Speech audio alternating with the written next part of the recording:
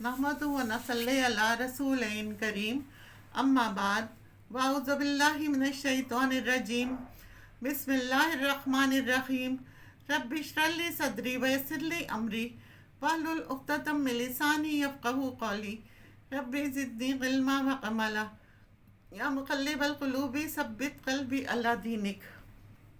अमानत और सिला रहमी, ये दोनों चीज़ें पुल सरात के दोनों तरफ आ जाएंगी, खड़ी हो जाएंगी, ताकि उन लोगों की मदद कर सके जिन्होंने दुनिया में अमानत में ख़यानत नहीं की थी और दुनिया में उन्होंने सिला रहमी की थी। अल्लाह ताला ने जितनी भी हमें नेमतें दी हैं वो सब अल्लाह की हमारे पास अमानत हैं।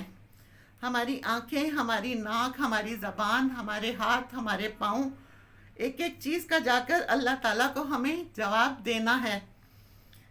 नंबर 1, अगर अमानतदारी के साथ हमने दुनिया में उनकी हिफाजत की होगी, वहाँ पर ये अमानत हमें पुल सरात पार करने में मदद देगी। नंबर 2, हमारे दोस्त अहबाब हैं, हमारे बहन भाई हैं, उनकी बातें हमारे पास अमानत होती हैं, वो हम दूसरों तक ना पहुँचाएं। नंबर 3, अक्सर माओं को ये आदत पड़ जाती है कि मसलन 2 या 3 बेटे हैं तो एक बहू की बात वो दूसरे बेटे के साथ कर देती हैं। इससे भाइयों में आपस में लड़ाई पड़ जाती है, बहन भाई आपस में दूर हो जाती हैं। तो ये बातें अमानत होती हैं तो वो किसी दूसरे को ना बताएं।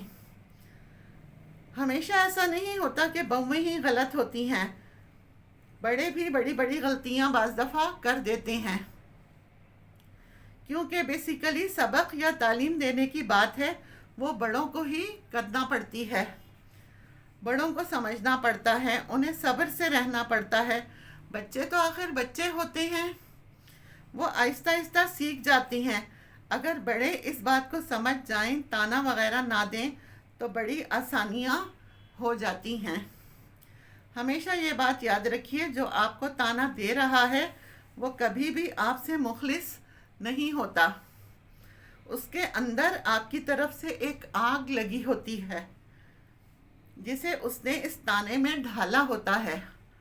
तो अक्लमंदी ये होती है कि ऐसे इंसान से किनारा कशी, ये नहीं कि आप उसे देखकर भाग जाएं या उसे सलाम ना करें या उसका जवाब ना दें, बल्कि बी केयरफुली, कभी इससे मशवरा ना करना, क्योंकि ऐसे लोग कभी आपको ठीक मशवरा नहीं देंगे।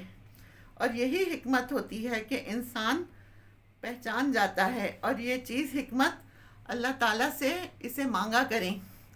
और ये सिला रहमी जो रिश्तेदारों में होती है, तो क़यामत के दिन अगर हमने इन रिश्तों पर सब्र किया होगा तो ये क़यामत के दिन पुल सरात के दोनों साइडों पर खड़े होकर हमें बचा लेंगी। अल्लाह के नबी मोहम्मद मुस्तफ़ा सल्लल्लाहु अलैहि वसल्लम ने फरमाया कि तुम्हारा पहला गिरोह बर्क़ की रफ्तार से गुजरेगा। अबू हुरैरा रदी अल्लाह ताला अन्हो बयान करते हैं कि हमने पूछा, या रसूल अल्लाह, ये बर्क़ का क्या मतलब है? तो नबी सल्लल्लाहु अलैहि वसल्लम ने फरमाया, जैसे बिजली गूंजती है, आँख झपकती है, इतनी तेज़ी से।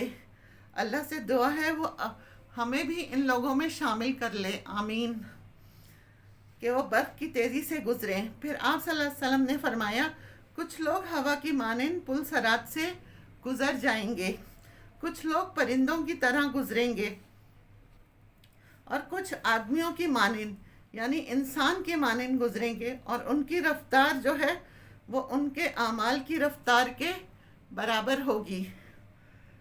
जैसे उन्होंने दुनिया में अमल किए होंगे, नेक अमल किए होंगे या बुरे अमल किए होंगे, उनके मुताबिक वो उधर से गुज़रेंगे।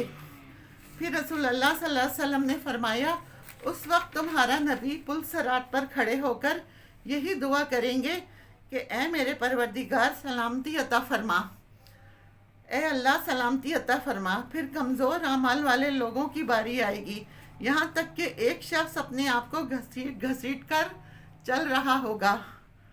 पुल सरात के दोनों तरफ कुछ कांटे लगे हुए होंगे, जिन्हें अल्लाह इजाज़त देंगे कि वो जहन्नमियों को पकड़ने का हुक्म दिया जाएगा, और वो उन्हें पकड़कर दोज़ख में फेंक देंगे, क्योंकि पुल सरात दोज़ख के ऊपर बना होगा। اللہ اکبر۔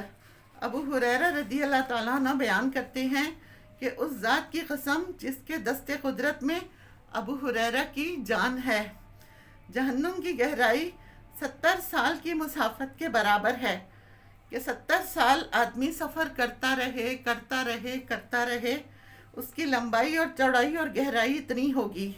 اللہ اکبر۔ وآخر دعوانا ان الحمد للہ رب العالمین۔